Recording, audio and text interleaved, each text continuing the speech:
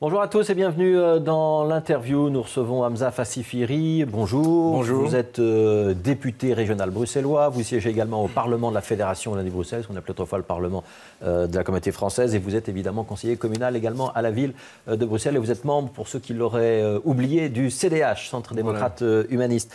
J'ai envie de vous poser une question, Hamza Fassifiri. Est-ce que la démocratie belge est malade ?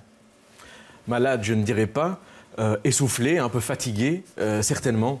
Et je pense que beaucoup d'indicateurs montrent que la démocratie a besoin de se réveiller un petit peu, d'être plus proche du citoyen. Il y a des études récurrentes qui ressortent et qui disent la même chose. Il y a une dernière étude qui a été présentée par le journal Le Soir il y a une quinzaine de jours et qui montrait que les partis politiques et les élus étaient vraiment en fond de classement, de confiance des citoyens, notamment des citoyens jeunes, auprès des jeunes. Donc ça pose évidemment question. Quand on parle de maladie, c'est une maladie, mais c'est une fatigue. C'est les symptômes, c'est quoi? Ça veut dire qu'on s'intéresse moins à la politique qu'avant? Eh bien, il y a une méfiance en tout cas qui s'est installée, j'ai l'impression qu'elle s'est installée durablement chez les citoyens par rapport à leurs institutions représentatives. Et donc moi j'ai envie de secouer un peu la démocratie représentative qu'on a aujourd'hui et puis de mettre aussi des doses de participation citoyenne pour ne pas demander l'avis des citoyens tous les 5 ans ou tous les 6 ans pour les élections communales, mais pour écouter son avis beaucoup plus fréquemment entre les deux élections. Et ça aujourd'hui ça manque et c'est ça que moi j'ai envie qu'on puisse mettre en œuvre à Bruxelles et en Belgique. Ouais, si la démocratie est malade, c'est un petit peu de la faute des élus? Alors il y a une responsabilité de partager, je ne vais pas dire que c'est les élus qui portent l'anti-responsabilité, ils en portent une grande, mais je crois que c'est la marche du monde qui veut qu'à un moment on questionne le fonctionnement de ce qu'on fait habituellement. Je pense notamment à l'accélération du temps politique et du temps médiatique avec les réseaux sociaux, avec Twitter. Tout va beaucoup plus vite qu'avant. Tout va plus vite. Or la décision politique, elle, nécessite toujours du temps. Pour réfléchir, pour ne pas se tromper dans la prise de décision, pour consulter justement, pour entendre l'avis des experts, l'avis des citoyens, l'avis de la société civile, tout ça nécessite du temps, mais parfois l'attente médiatique ne permet pas ça. Et donc ça crée des décalages, des frustrations et donc de la défiance, de la méfiance. Alors vous parlez d'électrochoc démocratique, c'est une expression que vous avez employée dans plusieurs interviews. Donc démocratie représentative, vous avez dit participative, vous avez dit le mot tout à l'heure. Oui. Ça veut dire quoi? Ça veut dire qu'on invite des citoyens dans les parlements, qu'on prend leur avis, qu'on fait des panels. Est-ce que vous iriez jusqu'à tirer au sort des citoyens pour avoir un échantillon sous la main? Oui, donc le principe fondamental, c'est quoi? C'est de dire aujourd'hui notre démocratie elle est représentative. Ça veut dire que les citoyens s'expriment tous les X ans. Et entre deux élections, on ne les entend plus, on ne leur demande plus leur avis. Donc ils délèguent leur pouvoir, aux élus et aux assemblées élues. Ce qui est très bien en soi, c'est légitime.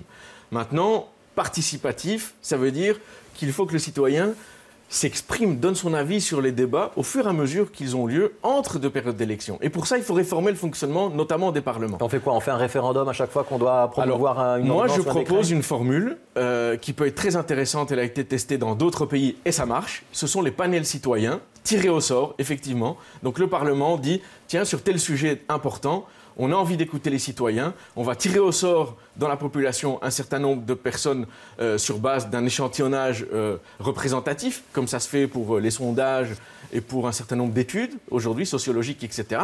On tire au sort les citoyens, on les forme au débat pendant un week-end, c'est comme ça que ça s'est fait dans d'autres pays, on les forme pendant un week-end aux enjeux du débat, et alors on les fait discuter entre eux, avec des représentants élus, avec des experts, avec des animateurs, et on voit ce qui ressort des discussions. Ça donne des recommandations des citoyens, et ces recommandations reviennent au Parlement, et le Parlement doit se prononcer sur les recommandations. Oui, je vais les suivre, ou bien non, je ne vais pas les suivre, mais quelle que soit la décision du Parlement, il doit la motiver.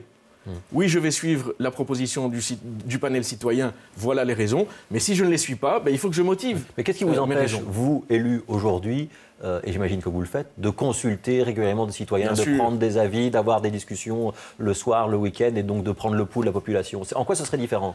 Alors là, ça se fait évidemment, et heureusement, les citoyens, les élus vont rencontrer les citoyens, et les citoyens viennent vers les élus individuellement. Ce qui manque, c'est d'intégrer ça dans le processus global de la démocratie, d'institutionnaliser, de le faire rentrer au Parlement de manière officielle, on va dire. Qu'est-ce que ça change concrètement?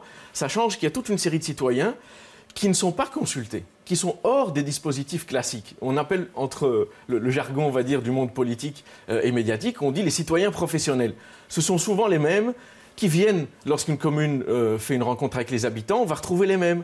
On va retrouver des personnes qui sont plus particulièrement intéressées par un sujet plutôt qu'un autre. Alors que tout citoyen a droit à exprimer son avis. Et donc il y a une majorité silencieuse qu'on n'entend pas. Exactement. Ouais. Et donc le tirage au sort a cet avantage de pouvoir faire émerger dans l'expression n'importe quel citoyen. Est-ce qu'il faut organiser des référendums ou des consultations populaires? On a vu que ça commence à bouger en Wallonie. Est-ce que le débat est ouvert à Bruxelles ou pas? Alors ça, c'est la deuxième proposition que je porte avec force ici à Bruxelles. C'est effectivement les consultations citoyennes. C'est un peu le même principe que le panel, sauf que là, c'est sur toute la population. On demande à l'ensemble de la population de s'exprimer, de donner un avis sur une question importante qui n'est pas encore décidée. Parce que parfois on a vu des décisions qui sont prises et puis on consulte les gens. Ici non, la décision n'est pas encore prise, on consulte l'ensemble de la population et puis le pouvoir politique assume. On ne doit pas suivre forcément le résultat de la consultation. C'est difficile de ne pas suivre quand il y a un vote assez déterminé qui s'exprime. Exactement, c'est quand même un indicateur fort. Il y a une réforme de l'État, la 6e réforme de l'État, qui a transféré un certain nombre d'autonomies à la région bruxelloise. Est-ce que ces deux points, ils sont en discussion? Est-ce qu'on en parle dans les travaux du Parlement ou c'est Hamza Fassifiri qui porte ses petites idées toute seule? Alors, mon ambition, c'est de contribuer au débat. Je ne suis pas en train de dire que je vais régler tout seul la question de la démocratie ou de l'oxygène démocratique. Ces points, ils sont sur la table au Parlement bruxellois ou pas? Je les mets sur la table. Charles Piquet, comme président du Parlement, a fait un appel à l'ensemble des partis politiques et des groupes politiques qui sont représentés au Parlement pour dire, eh bien, venez avec vos idées et on va faire un groupe de travail pour essayer de mettre tout ça en musique. Il est réuni déjà le groupe de travail ou pas encore? Pas encore. Vous dites au président de se hâter? Absolument. Et donc c'est pour ça que j'essaie de porter ces questions-là pour dire, voilà, tout le monde vient avec ses idées. Maintenant, il est temps de commencer à rentrer dans la prise de décision sur ces idées. S'il y a une consultation populaire ou un système de référendum qui s'installe en Wallonie, il faudra que ce soit le même à Bruxelles ou on pourra avoir des modalités différentes? Pas forcément. Je pense que les modalités sont quelque part secondaires. La question fondamentale pour moi, c'est vraiment de remettre le citoyen au cœur de la décision politique. Et d'ailleurs, il y a une troisième proposition que je porte, qui est la pétition. Alors la pétition, c'est vieux comme le monde. C'est même dans notre Constitution aujourd'hui. Mais aujourd'hui, on ne l'utilise pas en tant que Parlement. Les citoyens, bien sûr, peuvent faire des pétitions. Et ils peuvent les envoyer au ministre, etc.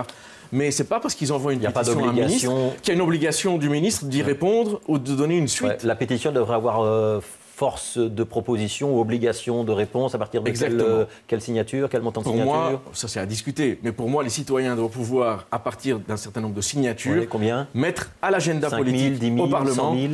Honnêtement, je ne sais pas. Il faut qu'on consulte aussi là-dessus. Je ne vais pas sucer de mon pouce toute une série de chiffres. Il faut qu'on consulte, qu'on voit ce qui se fait ailleurs, qu'on trouve le bon curseur. Si on fait un chiffre trop élevé, ça va dissuader les gens de le faire. Si on fait un chiffre trop bas, on va avoir des pétitions surtout et n'importe quoi tout le temps. Donc il faut trouver le bon curseur. Et là aussi, je pense qu'il faut consulter. On n'a pas la science infuse. Nous, les élus, nous sommes des représentants de la population. Nous ne sommes pas les tout-sachants, si je puis dire comme ça. Alors, est-ce que vous êtes musulman, Hamza Fassifiri? Oui, je le suis, mais je suis toujours un peu gêné de devoir répondre à ce genre de questions en tant que casquette politique, parce que pour moi, ce n'est pas dans mon identité politique, je vous c'est pose dans mon cette question identité personnelle. Justement, parce qu'il y a eu un grand débat sur le radicalisme et la prévention du radicalisme au Parlement bruxellois, et on a eu le sentiment dans ce débat qu'il y avait un petit peu un clivage entre les élus, entre Fouad Haïdar, par exemple, d'un côté, qui défendait les musulmans, et puis d'autres élus, par exemple, au mouvement réformateur, qui défendait la communauté juive. Est-ce qu'il y a une communautarisation du débat politique aujourd'hui? Alors, moi, j'ai assisté à ce débat qui a duré longtemps, plus de 9 heures de débat non-stop au Parlement, et je n'ai pas eu cette impression. Sur Télé Bruxelles. Et il était retransmis. Ouais. Je n'ai franchement pas eu cette impression, honnêtement. On a dépassé ce clivage communautaire. Absolument. On a eu un débat serein. Il y a eu peut-être l'un ou l'autre moment de friction, mais c'est normal dans un Parlement qu'il y ait des frictions. Mais globalement, c'était un débat franchement de haute qualité, et les gens se sont exprimés, et certains, comme mon collègue Haïdar, se sont exprimés avec cœur. Mais ce n'est pas parce que les uns ou les autres, à un moment, expriment des choses avec leurs émotions que ça devient un clivage communautaire. Je ne pense pas, ni le MR d'ailleurs, qui a été franchement correct par rapport à ses interventions, qui a essayé de toucher l'ensemble de la population, ni dans le chef de mon collègue Haïdar. Moi-même, dans mon intervention, j'ai cité 2 chefs de gouvernement voisins, le français Manuel Valls, qui à un moment s'est exprimé au lendemain des attentats de Paris en disant « les Juifs, la France sans les Juifs, ce n'est plus la France », ce que je trouve une phrase très forte. Mais j'ai aussi cité Angela Merkel, qui au lendemain des mêmes attentats a dit au peuple allemand « l'islam appartient à l'Allemagne ». Je trouve que ce sont des mots qui sont forts parce qu'ils sont inclusifs. Et on ne peut pas faire l'un sans l'autre. Est-ce que vous êtes inquiet sur le vivre ensemble à Bruxelles ou pas? Alors moi, je suis un optimiste de nature. Et je me dis, c'est une occasion qui nous est donnée, c'est une opportunité pour qu'on remette la question de la citoyenneté. Plutôt que le vivre ensemble, je préfère parler de citoyenneté. Nous sommes tous citoyens, mais parfois on n'a pas l'impression qu'on l'est. On a l'impression qu'on est parfois un citoyen de seconde zone, parfois un citoyen peu écouté, mais on est tous des citoyens. Et je pense que là, nous avons une opportunité de le redire, de le dire avec force, de prendre des décisions, de mettre en place les cours de citoyenneté, de mettre sur pied un service citoyen pour les jeunes, de développer justement une démocratie plus participative, plus inclusive, et de donner une parole inclusive. Je pense qu'on a une opportunité aujourd'hui, il faut la saisir. Alors, vous êtes conseiller communal à la ville de Bruxelles. J'ai 2 questions Twitter d'une certaine Cécile Bosch. Alors, un grand piétonnier avant un plan de mobilité à l'échelle de la région. Pourquoi est-ce que la ville fait tout à l'envers? Je rappelle que vous êtes dans l'opposition à la ville. Et Bruxelles, c'est à la fois une région et une commune. Pourquoi y a-t-il une contradiction concernant la mobilité? Et si je comprends bien la question, faut-il vraiment que les parkings de dissuasion soient à l'extérieur du Pentagone? Est-ce que vous pouvez lui répondre sur les 2 points? Oui. Alors je ne vais pas, là pour faire de la polémique, nous défendons le piétonnier en soi. Nous l'avons porté sous l'ancienne législature déjà, mais par contre je suis d'accord avec elle lorsqu'elle dit que le plan de mobilité ne correspond pas forcément au jour d'aujourd'hui et de la manière dont c'est mené par la majorité actuelle aux besoins du développement de la ville. Nous avons proposé un plan alternatif au plan de mobilité du collège, malheureusement il n'est pas suivi, et qui prend en considération les besoins des habitants, des commerçants et de ceux qui viennent vers le centre-ville. Pour faire très simple, notre plan ne propose pas un mini-ring au cœur du Pentagone qui en fait va dévier la circulation des boulevards centraux qui seront piétonniers vers en fait les rues qui sont assez étroites et qui vont faire le tour à l'intérieur du Pentagone. Nous avons un plan alternatif qui permet d'entrer et de sortir de différents endroits, de 4 endroits différents du Pentagone, avec possibilité de le traverser, sans créer de mini-ring. Le mini-ring est une catastrophe pour les habitants, une catastrophe sanitaire, et une catastrophe de mobilité. Bien sûr qu'il faut des parkings de dissuasion. Et là encore, la majorité actuelle, avec ces parkings à l'intérieur du Pentagone, 4 parkings qui ne sont pas pensés. Nous avons des parkings à disposition. Je pense à Poulart, qui est juste à côté, qui peut être étendu et qui peut remplacer complètement le projet de parking des Marolles. Je pense à un autre parking. Donc le parking il ne faut pas le faire. Je pense qu'il ne faut pas le faire. Ouais. On a le parking de Poulart qu'il faut étendre et on a le parking de la Porte de Halle qui n'est pas très loin, 5 minutes de marche à pied, et qui est peu utilisé. Alors, il nous reste 20 secondes. Est-ce que Serge Gubla doit démissionner de son poste de bourgmestre de Waterloo? Alors, Serge Gubla, moi, je n'ai pas de commentaire particulier à faire parce que la justice s'est saisie de son cas, donc la justice va faire son travail. Et pour le reste, c'est une décision qui revient au MR. Je pense qu'ils auront... Quelle serait la règle au CDH? Si on est inculpé, on doit remettre ses mandats ou non, pas? c'est très clair, bien sûr. Inculpation égale mise à l'écart le temps que la justice fasse son travail.